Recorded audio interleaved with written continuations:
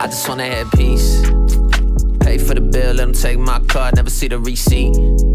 Good health, we prize, but everybody around prosperity.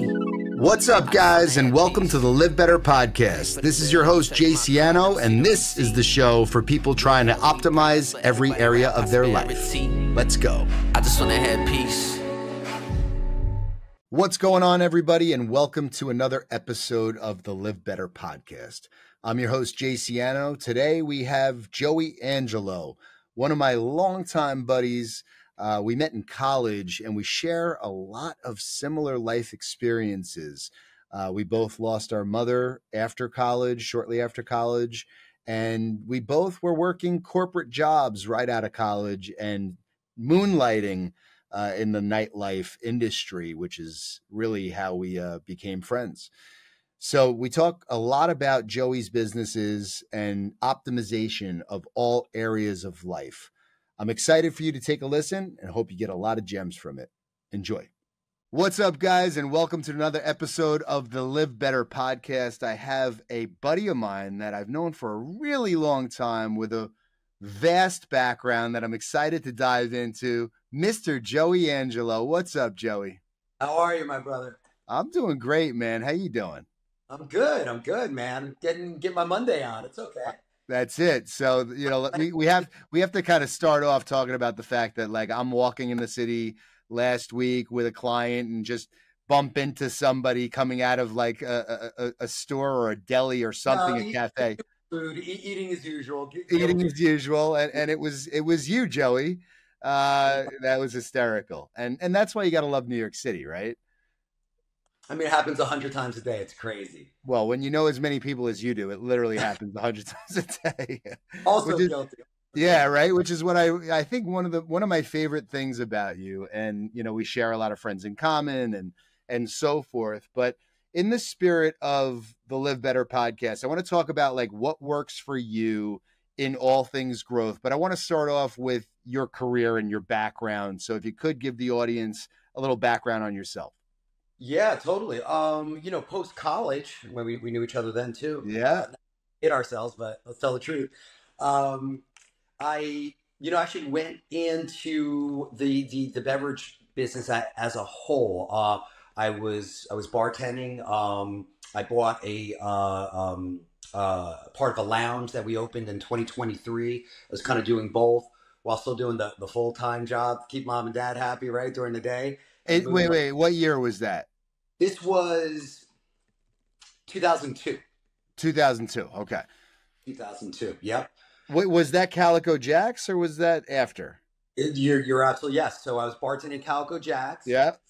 Through the guys I met at Calico Jack's, I actually met a guy named Eddie Dean, who owned Pasha and now Shemansky's and does the Gov Balls and all the big festivals and stuff like that. Him and I opened a place called the Tiki Room, which is like a tiki concept on 22nd Street between 6. So I was kind of doing all. And that transitioned into more corporate beverage on the distributor side.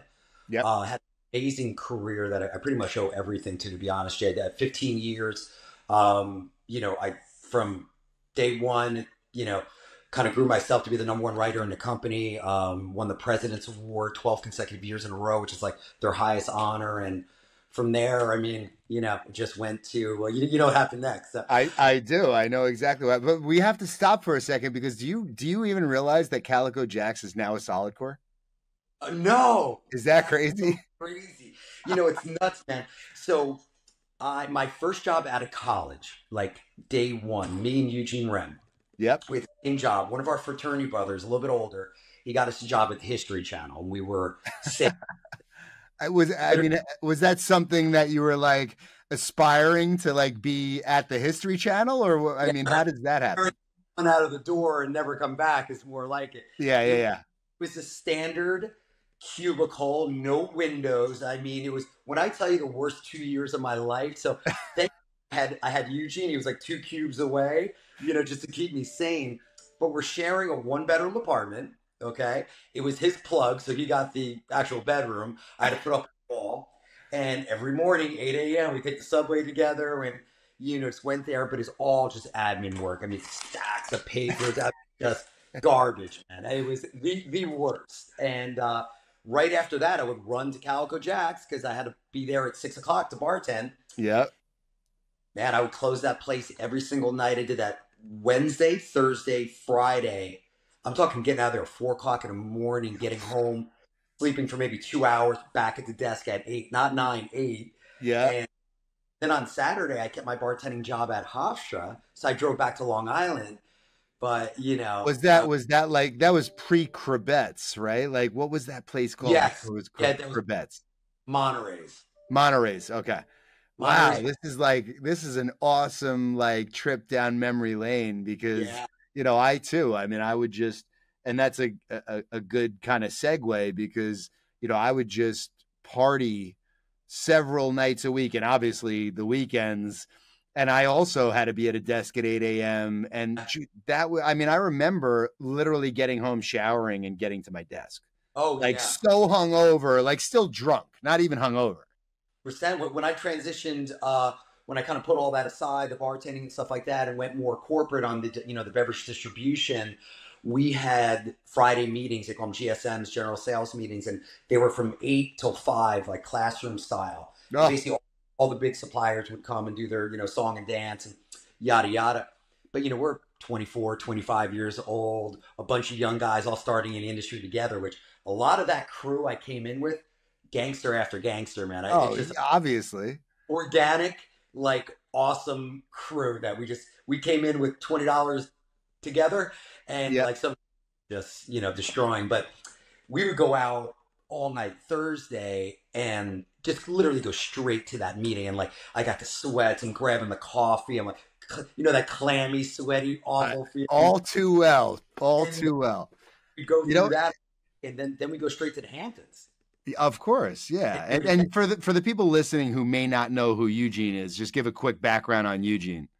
Eugene is my best friend in the world, my day one, if you will. But Eugene owns Catch Hospitality Group. He was my freshman year roommate, just so happened. And then we moved to the city together. We had a couple apartments together. But yeah, best friend in the world. Talk to him all day. But he owns all the Catches. And Rumble Boxing also, which you're a part of.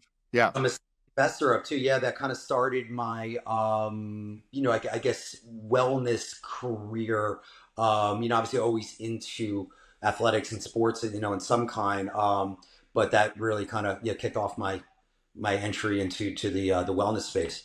Good. So before we dive into tequila and mezcal, I want to talk about your early mid-20s doing that crazy routine that we share.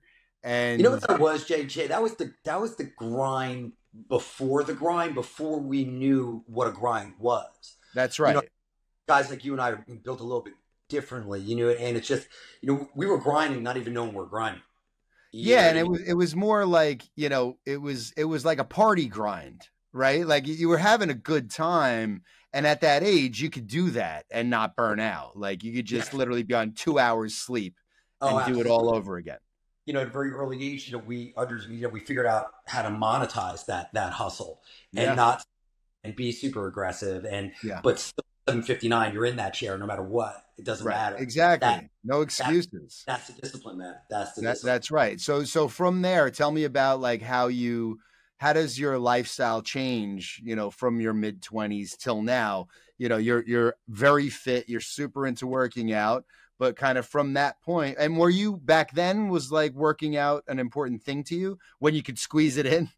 It always was, but I gotta be honest, sports were never my thing. Not that I didn't play them, I was just never very good at them. Yeah. But weight training always was, to some degree. Always loved it, and I guess we'll kind of talk about how that fits into business and stuff later. But just that mental discipline when you're doing the same awful things that hurt so bad again and again and again. I mean, it's people that do that are built a little differently. I don't know if that's a good thing or bad, but it's it's kind of like torture that you obviously you take on yourself, but I think that mental and physical discipline of doing that same routine. I'm one of those guys, man. If you're doing that routine at the gym, then you're that kind of guy in business. You're that kind of guy in life. professionally, socially, friends, family. I mean, you always have one brain, Yeah. and you know, I think you could apply that to every aspect of your life. But to answer your question, I was always into working out. I really took it to another level. I guess my late 30s. I don't want to say I was working out wrong, but I didn't know what I know now. I didn't know Yeah. the things. I didn't know. I didn't have that training IQ that I have now. So I really kind of took it to a different level. And was that more when you took it to a different level? Was it? Well, first off, before I go there, I completely agree. I think it's very telling. You know, people who seek discomfort through, you know, physical activity and things of that nature, I think are all just optimizing, you know, all areas of life. Because if you put yourself through that, you're more capable, you have more resilience, you have more energy typically. And I think we're surrounded by a lot of people, you know, especially in our age group that are, you know, kicking ass, you know, physically, which like helps you mentally. I feel like it wasn't always like that. Like, you know, now I don't want to say it's trendy, but kind of, you know, there's Yeah. no Mazdas and influencers or people on that level when we came up, but it didn't Not even exist. close. It didn't exist. Like you couldn't really, and if somebody was heavy into something, they could only tell you in person, right? Like you didn't have Instagram. So Correct. Or kind of explain what you do. But there was no, you know, when I say I took it to another level, it's really, you know, hiring people like a Jake, you know, Zemer and stuff like that, learning from people that are best at, you know, their craft. Brian Mazza, I learned so much from him, and just, you know, just on that journey. But you know, it wasn't as accessible when we were coming up at all. So how did you and Brian meet? I don't think I've ever asked you that. Yeah, you know, just through the city. I mean, he's another 15-year guy. Yeah. Birth, and then he had the clothing company and some of the suits, and just city friends. And he's also Westchester like myself, and I just always liked likable guy, and we hit it off, and that was really it. Yeah, that's exactly what I expected, but I've never actually asked you that you know specific question. But I'm not surprised. Hospitality, you know, hospitality, fitness, Westchester, like lots of synergies. It wasn't if, it was when I meet Brian, right? 100%. So, all right. So listen, so as life goes on and you're kind of evolving in the spirits game, right? First off, I think if you're going to drink, there's only two things to drink. It's tequila and mezcal. So you're in the perfect space, right? So let's talk about the beginning of Viva. Like bring us through how you start that, how you come up with the idea, and a follow-up to that. Was that your thought process with tequila at the time? Did it have anything to do with health? Yes. Short answer. You know, it was like, you know, kind of very much, you know, I think we took similar steps in different industries, but 15 years, I kind of made it to the tippity top, which, you know, and then leave, which people thought lunatic, you know, and you kind of find, you know, it's like you should have left 15 years ago, buddy. But, you know, finally made it, and things are going great. And, you know, and I mean, all the relationships, but I always just had this thing. I want to do my own. I always want to do my own. Selling other people's companies for 15 years. It's amazing. I love it. Certain things I love, certain things I don't love, certain things I think I could do better, certain things I can learn from. And I just had this thing, and I was getting close to the 40 point. And actually through Doug Jake, a very dear friend of mine, owns Invest and several SPACs, super successful guy. He introduced me to somebody in the space who's very like-minded and wanted to do something similar. And long story short, man, I left and I went for it. And it wound up being very, very successful. And I taught myself a ton. I was basically moonlighting, doing both for like 6 months, kind of getting acclimated, then ripped off the Band-Aid. And I mean, I went from an executive on a distributor level here in New York on a Friday to a CEO of my own company on a Monday, not really knowing what I'm doing. Now, so when I did that, for me, the Mexican government, I mean, freight, you know, bringing shipments of glass from China. I mean, how do I know this? You know what I mean? It crazy. Was all thought and pretty crazy ride. Yeah. So for me, I was just going to say, like, when I decided to leave CBRE and, you know, start Sabre, I mean, I look back on it, and that was probably my unhealthiest point, because I was so stressed out, man. Like I was grinding and honestly drinking my way through. I also just had my first son at the same time. Like I was just, and looking back at that, I'm like, it was so chaotic. I don't know if I would do it again. Right. Like, and the best part is you successfully exit Viva, and you're doing it again with SuCasa, which is the best. You're like MARGS first, actually. Yeah. Okay. So talk about that. So, and also I want to hear about, like, just talk about Viva for a second. You get a little into it, because there was a philanthropy component to that. First solo project, custom bottle. We did a Joven tequila. We had 3 marks. We had a Reposado. We had an extra añejo.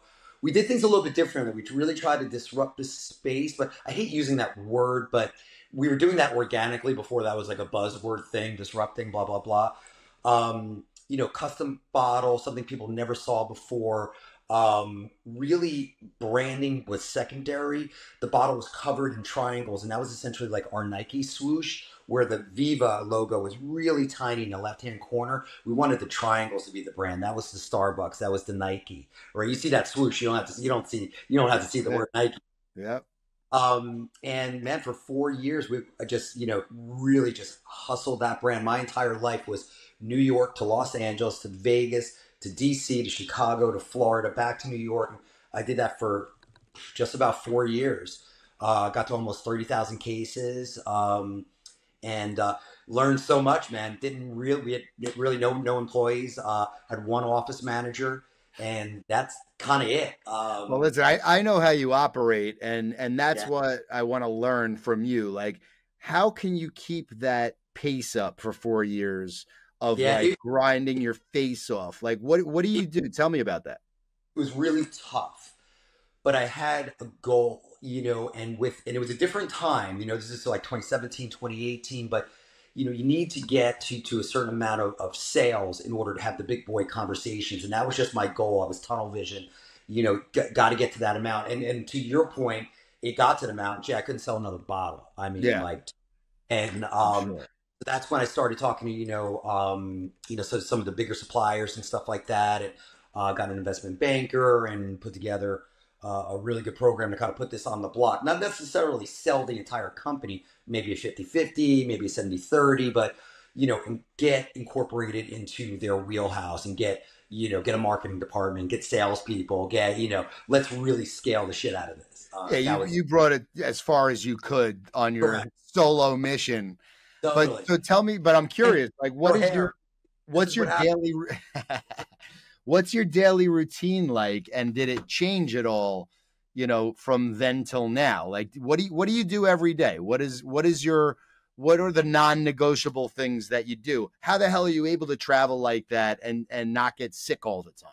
Yeah, totally. I tell you, dude, I never get sick. I hate to say, like, I really don't. Maybe every 4 or 5 years I get a little cold. Wow. So first thing in the morning, I wake up at 6 o'clock a.m. every day. This is non-negotiable. Glass of warm water with pink salt, lemon. I put my creatine. What pink salt? Like just Himalayan pink salt. Okay, nice. And it's basically like nature's kind of pre-workout, if you will. Yep. Warm, empty stomach. Get that down. Have a small breakfast at the gym at 7. Not 7:01. 7. Grab my coffee on the way. Ready to go. 60 to 90 minutes of Joey time. I need that so badly. That's probably the only time I get by myself ever. And that really glides me through the day. I never get that like 4 o'clock, 5 o'clock, I'm tired, I need a coffee kind of thing.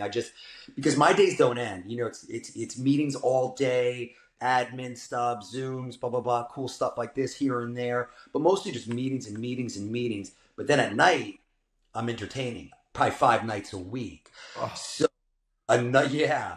listen, man, so when you say like, has your life changed from like your 20s, in certain areas, but that I still do that a lot. And it's a super important part of this business, any business, but it's also my superpower. So I love it. Right. Of course.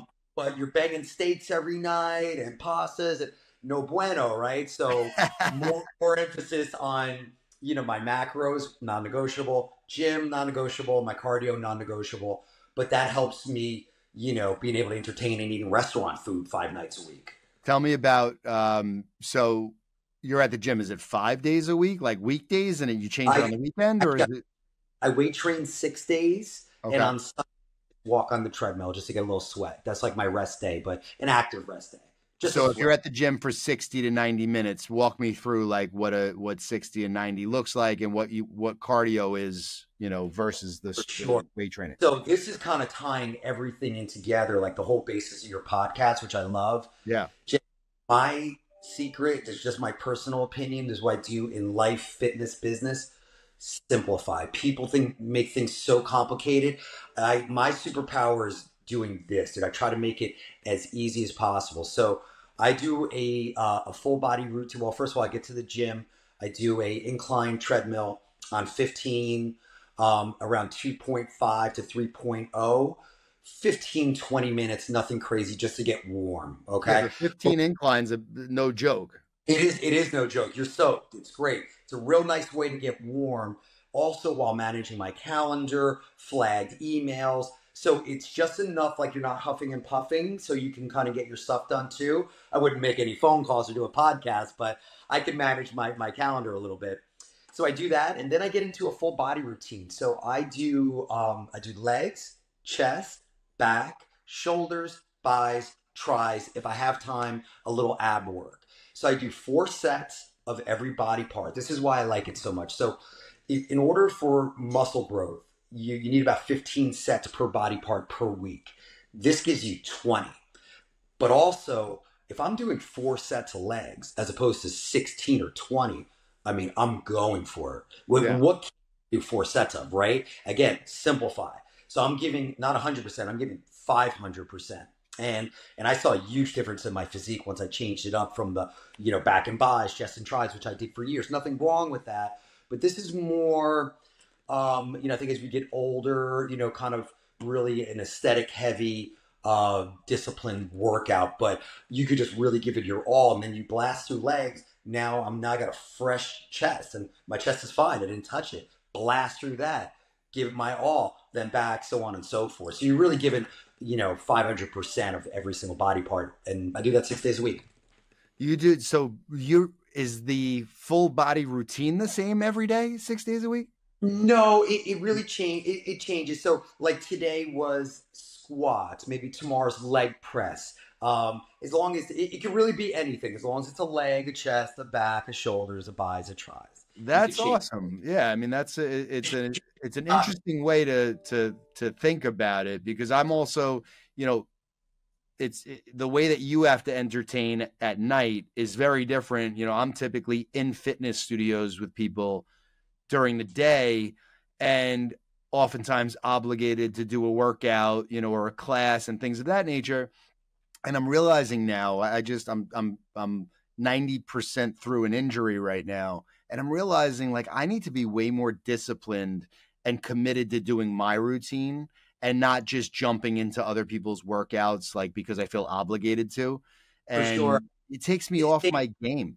Man, for years, I would really kind of leverage that a little bit, take clients, to a class, versus, eating and drinking all the time. Well, especially with Rumble, right? Like you would do classes, I'm sure, a ton. Great way to kind of, engage with people that doesn't involve, food or alcohol and stuff like that. And I would do it all the time. But to your point, it kind of does throw you off the routine. Like now it's like 11 a.m. and I'm like, now I got to shower. I'm already in the city. Like, it's like, it kind of took me out of my box, and I like being in my, Yeah, no, which is interesting, because I think part of why you're so successful is you're just basically like checking the boxes all day, every fucking day. Like at a certain point, like success is inevitable, right? I would hope, or I got it all wrong, but it's like follow up after follow up after it's like, I mean, it's insane. It's just, but yeah, I wouldn't have it any other way, man. All right. Well, listen, your newest project is SuCasa, right? Which is on the heels of tequila, right? Mezcal. Talk to me about that. Yeah, man. So, after successfully launched MARGS, the can margarita. Oh, yeah. Wait, how did I skip MARGS? Let's go back. Sorry. Let's go to MARGS. after Viva, I mean, right after. I mean, Yeah. this is, you got to put your August 2020 COVID hat on. Yeah. Sitting by that pool out there like everybody else, pacing like a lunatic for first time in my entire adult career and literally nothing to do. Your deck on your pool definitely is not the same from those days pacing. Your pace is not like a normal pace. So this had to wear and tear on your deck. Oh, yeah, right? So I guess it exited in 2020. And then, yeah, man, I got, since the first time since like my paper route, I don't know, like kind of jobless, right? So, God, sitting around. I mean, this is when you're waiting online to go to the grocery store and, to get toilet paper, right? With like a full bodysuit on, like armor, body. Totally. So I guess I got into heavy alcohol consumption at home, like everybody else, right? That's a fact. And I got really into the RTD thing. Outside, ready to drink for everybody who's listening. Ready to drink. The high noons, if you will. But I'm a tequila guy. I always was, just like you. So then I got into buying all the tequila ones. I like tequila, but never found one I like. And I want to say, probably tried them all at that point, at least most of them. And I had that like, aha, I think I could do this better moment. Jay really was like that. I mean, it's a couple of weeks after my deal was done. I'm like, you know what? He got together with a couple guys that I trust in the industry. I'm like, let's do this, man. It's like, they're so extreme. They're like, some are like that are like kind of seltzers, like a LaCroix.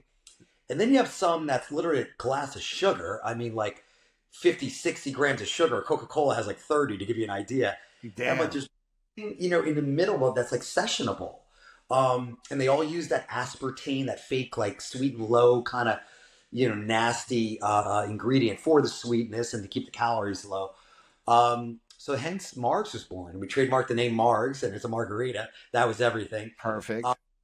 Built that company up, got into a great space where it still is now. It's rocking and rolling. It's doing super well, knock on wood. And launched SuCasa this past May, but working on it for a year, obviously, to get it ready. And here is this guy right here.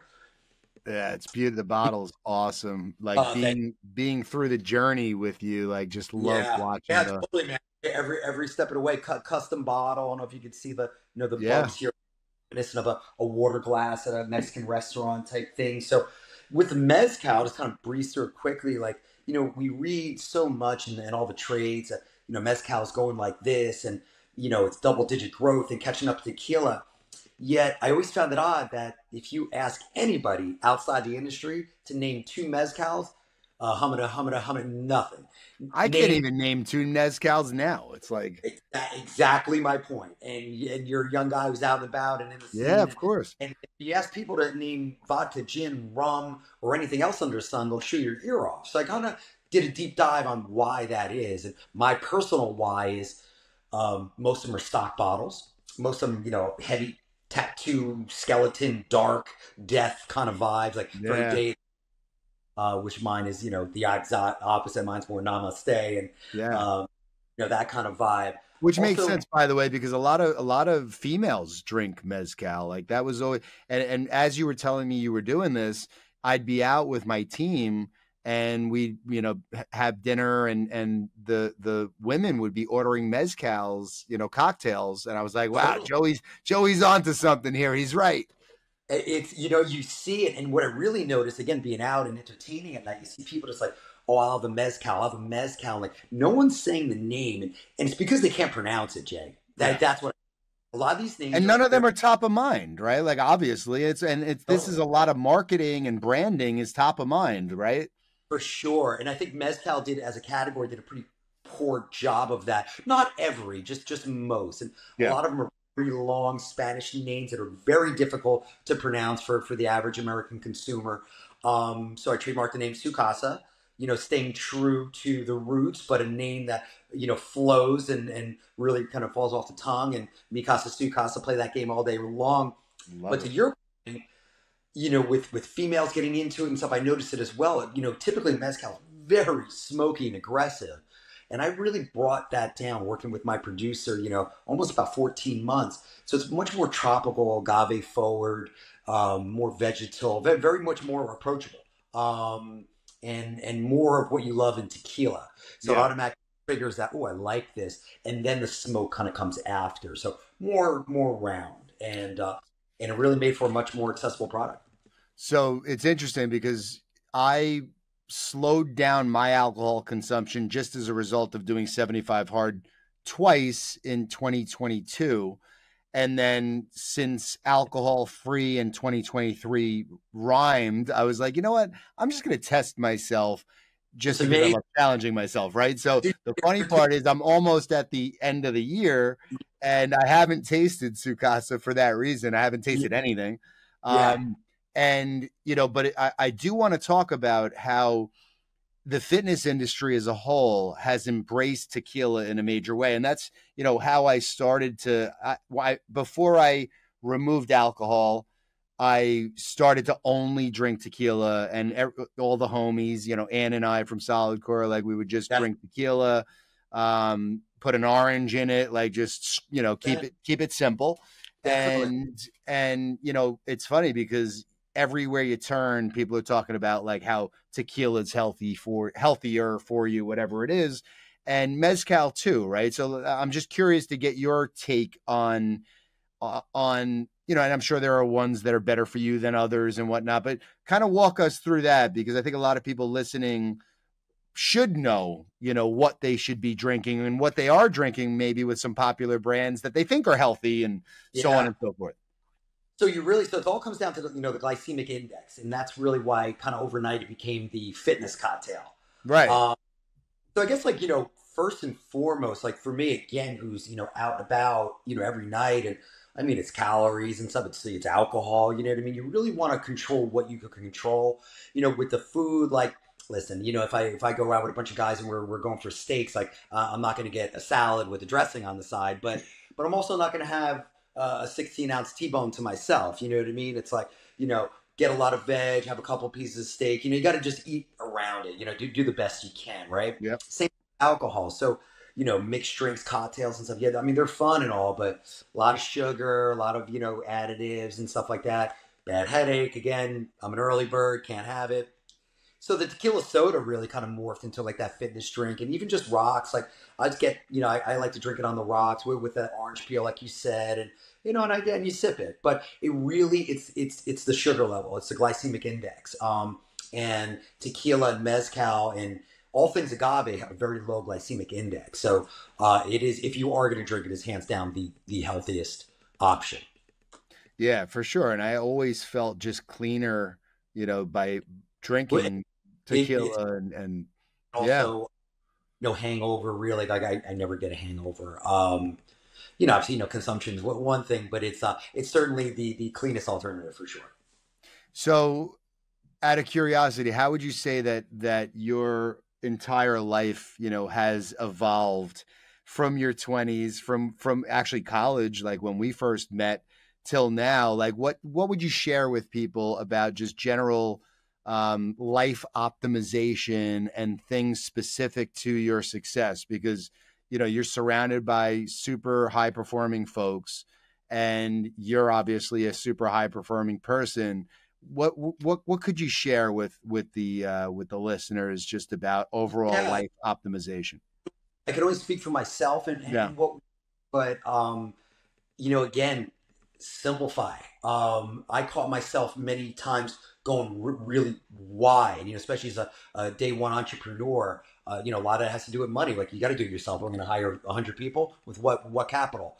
So you're trained to kind of do it yourself. And I tell you, one time Eugene, again, back to Eugene, he told me my mid 30s, he's like, you know, you got to cut the shit with the admin stuff. And I'm like, well, what are you talking about? He's like, your magic dust. I'm like, what are you saying? He's like, you know what your magic dust is. He's like, nobody's better than you in the game with people. And he's like, forget the Excel sheets. He's like, forget the admin stuff. He's like, you know, you're doing so much of that stuff. I'm like, well, you know, I have to. I don't have anybody to do it. He's like, figure it out. And and that was a great kind of, and I knew he was one of those things that kind of click when someone says it. Obviously, I know that. I know what my superpower is. It's certainly not Excel spreadsheets and decks and financials and all that kind of stuff. It's actually probably the opposite, but important, and it needs to be done, right? But no matter what, and it's kind of easier said than done, but whether it's part-time, whether it's an assistant, whether maybe you pay them with a little bit of equity, you figure it out to unload it, right? And, you know, in a nutshell, concentrate on your superpowers. Yeah. And that's what I do. That would be, I guess, the thing that clicked for me the most. Concentrate on your super. Everybody has them. You know, identify what it is and concentrate just on that. Would be what I would have to say. Yeah, I mean, that's great advice. And I think you start to figure that out along the way. But if somebody can identify it and like drop it in your ear, especially Eugene, right? You're like, yeah, yeah, it just makes sense. You know what I mean? And I knew he was right to begin with, and it just kind of, you know, all clicked. But it's, you know, everybody, you know, that's what's great, you know, just about life in general, man. It's like that. That's why, like, you know, I love being out and about. I love engaging with people from all different industries. It's like, it's organic for me. Like, I love it, Jay. Absolutely love it. I love talking to all different people from all different walks of life and connecting the dots and making intros. And it's just so natural for me. You know what I mean? So totally. Yeah. You're one of those people that like and I think we're very similar in that way. Like you take pride in like really introducing people and helping people. And that's pretty rare. Like not many people, you know, it's very rare. And you're like happy to do it. Why do you care? I'm like, I don't know. I don't really know why I care, actually, to be honest. Like, yeah, but that's how you got where you are too, right? Like it's like, you know. No, I guess you're right. I guess you're right. Big time. And I feel like it's, you know, it's also an energy, right? Which is infectious. And I think, you know, so much, again, as I get older, I realize, you know, energy's really important. And if you have people around you that have either shitty energy or negative energy, or this shit's so contagious, like I just need to awful get away. Yeah, it really is. And it seems so like organic and easy, but yet it's not. You know what I mean? Just be yourself, really. You know what I mean? It's like, but you're right. There is a lot of, you know, bad energy out there, and it's no bueno, man. Talk to me before we jump. We got to dive into the tattoos. So when did you start getting tattooed? And what is your frequency and what inspires you to get tattooed? Man, great question. So I got this about 5 years ago. I don't know if you could see, but you know, a lot of flowers and stuff. It's my mother's favorite flower. That's awesome. Yeah, my mother passed away when I was as soon as I graduated college. Me too. We unfortunately we both belong to that club. That's a very unfortunate club. And that's something she used to say to me in Italian, that in her handwriting. And these are her favorite flowers. And that's awesome. Pretty much the same exact sleeve on my right leg, so it matches exactly. I think I'm good. I spent enough hours bang and spent someone's college tuition already on ink. So, but I think I'm good. I like how it's like symmetry works. It's really just the same piece on my leg. So, and was that done like in several different? How long did it take to do your sleeve? Five or six, like 10, 12-hour sessions. Oh yeah, that's a lot of. And pretty much same for the leg. The leg, actually, I just finished up a couple weeks ago. Oh really? Yeah. Yeah. Now, do you find tattooing, like getting tattooed, to be a little therapeutic? Like Yeah.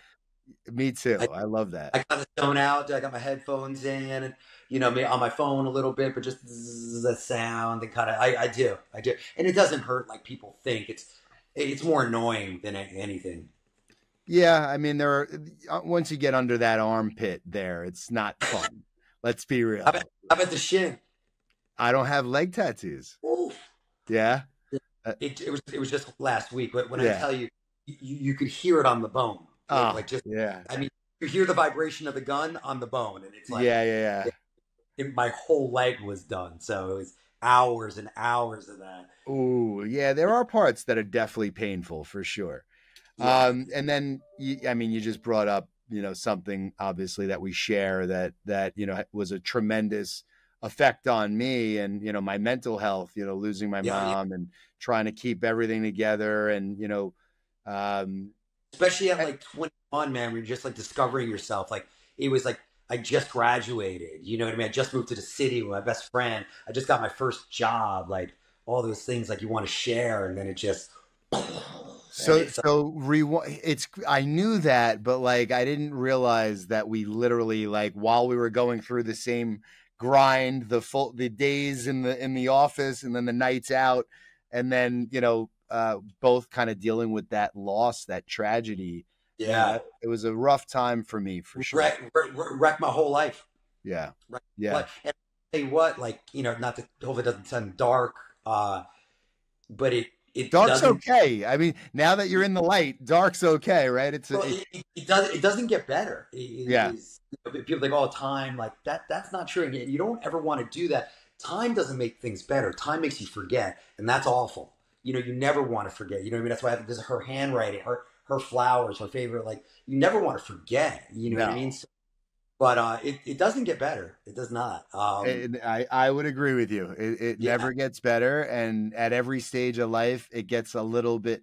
And I agree with you. I feel like I don't do enough to keep her memory front and center, as opposed to like human nature. Busy, you have your own life, you have your own kids now, and we're going 50,000 miles an hour. It's like, but it's really like, I really try to, certain dishes she used to make, I try to make those like every month at least, like, whether I enjoy them or not, like they were good for you, man. You're doing better than me. I'm not even attempting those things, so you should be really proud of yourself. That's very therapeutic for me. Cooking, I love it. Yeah. That's that I could understand that. I should probably try something like that. Yeah, totally, for sure. Well, Joey, this has been feel good. Yeah, of course. Listen, I mean, life is about trying to find things that just make you feel good, right? And I think, doing that, I think that difficult routine that you mentioned, like makes you feel accomplished and confident and, overall feel good. Like, it does. Difficult things, easy times. Easy things, difficult times. Like, there is something to that. First thing in the morning, now, you got more self-respect. You got more confidence. First, you were ready to achieve that. I mean, all those hurdles you're going to go through the rest of the day, you just drive right through it. But it's, I think, it's even more important for this. Well, I love you, brother. This has been a great conversation. Where can everyone find you? Tell people where to find you on Instagram. Absolutely. Instagram. So the two brands are at sipMARGS and at SuCasa Mezcal. You can see those at Instagram pages. The website is SuCasaMezcal.com, and the website for MARGS is sipMARGS.com. You can buy them online, check them out, see what we're all about, the vibe, all that good stuff. Awesome, brother. Keep crushing life, and great catching up. Likewise, brother. Be good. Peace.